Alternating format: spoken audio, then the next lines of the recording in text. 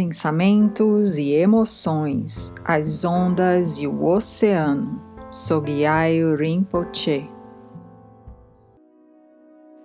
Quando as pessoas começam a meditar, sempre dizem que seus pensamentos estão desenfreados e tornam-se mais agitados do que nunca.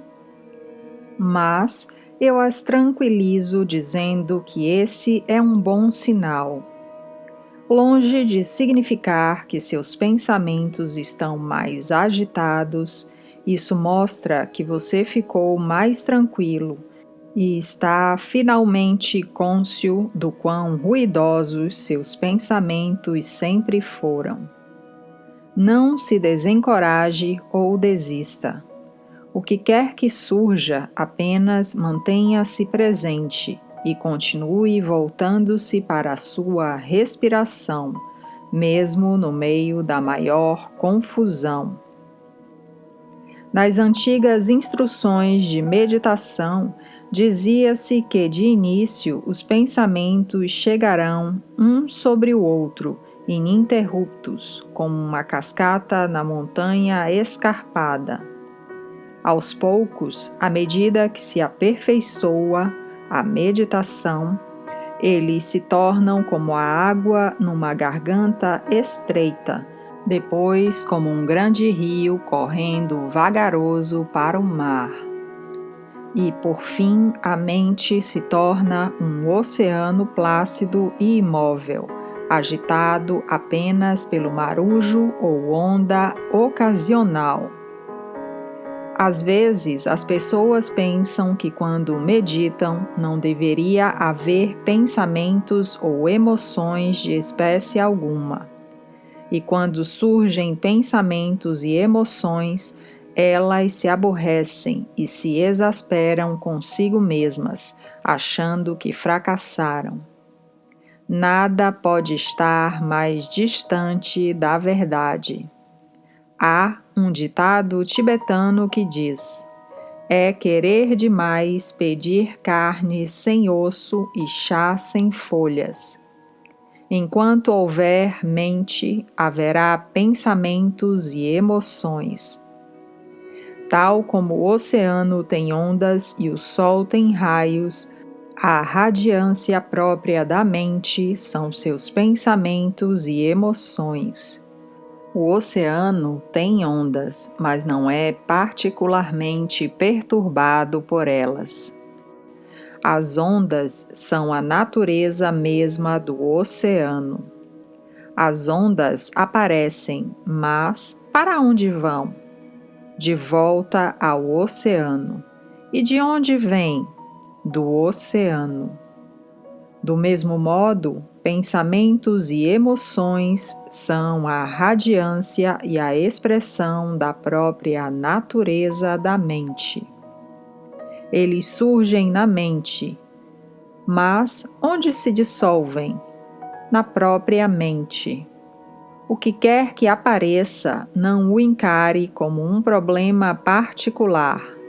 Se você não reagir de maneira impulsiva, se souber ser apenas paciente, aquilo assentará novamente em sua natureza essencial. Quando você tiver essa compreensão, os pensamentos que emergem apenas intensificarão sua prática. Mas, enquanto você não compreender o que eles são intrinsecamente, a radiância da natureza de sua mente, seus pensamentos se tornarão sementes de confusão. Assim, tenha uma atitude aberta, ampla e compassiva em relação a seus pensamentos e emoções, porque de fato eles são sua família, a família da sua mente. Diante deles, pense no que costumava dizer Dudjom Rinpoche: seja como um velho sábio vendo uma criança brincar. Queremos sempre saber o que fazer com a negatividade e com certas emoções perturbadoras. Na amplitude da meditação, você pode observar seus pensamentos e emoções com uma atitude sem nenhum viés. Quando a sua atitude muda, muda junto toda a atmosfera de sua mente e muda até mesmo a própria natureza de seus pensamentos e emoções. Quando você se torna mais agradável, eles também se tornam. Se você não tem dificuldades com eles, eles não terão dificuldades com você tampouco. Portanto, não importa que pensamentos e emoções apareçam, permita que eles venham e assentem, como as ondas do oceano. Não importa o que se perceba pensando, deixe esse pensamento surgir e assentar sem interferência. Não se apegue a ele, não o alimente, não se deixe seduzir por ele, não se agarre a ele e não tente dar-lhe solidez. Não siga ou convide os pensamentos, seja como um oceano olhando para as próprias ondas ou o céu, que do alto observa as nuvens que passam por ele. Muito cedo descobrirá que os pensamentos são como o vento, eles vêm e vão. O segredo é não pensar sobre os pensamentos, mas deixar que eles fluam através da mente, enquanto você a mantém livre de pensamentos supervenientes.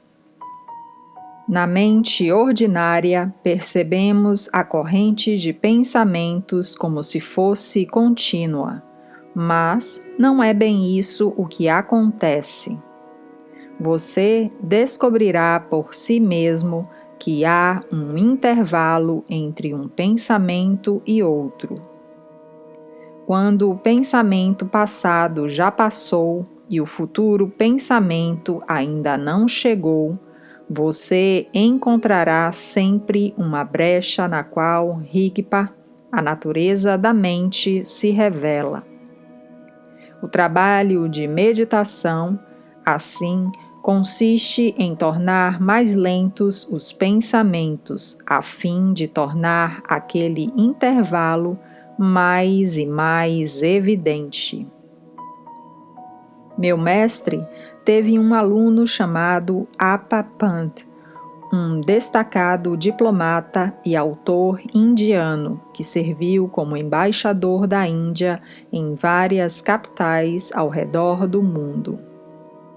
Ele foi até representante do governo da Índia no Tibete, em Lhasa, e noutro momento no Sikkim.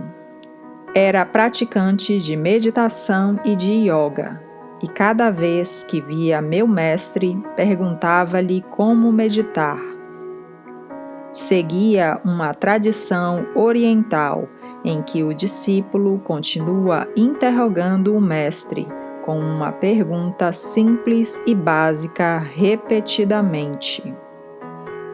Appa Pant me contou essa história. Um dia, nosso mestre Jamyang Khyentse estava observando uma dança do lama, em frente do palácio-templo em Gangtok, capital de Sikkim, e ria-se das cabriolas do Apsara, palhaço que apresenta divertimentos leves entre as danças. Appa Pant continuava assediando nosso mestre e desta vez, quando este respondeu, deixou claro que seria a resposta final e definitiva. Veja, é isso aqui. Quando o pensamento passado acaba e o futuro ainda não começou, não há um intervalo?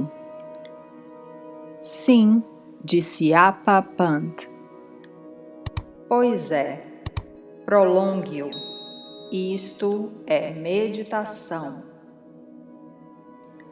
Gratidão por ter nos acompanhado até aqui.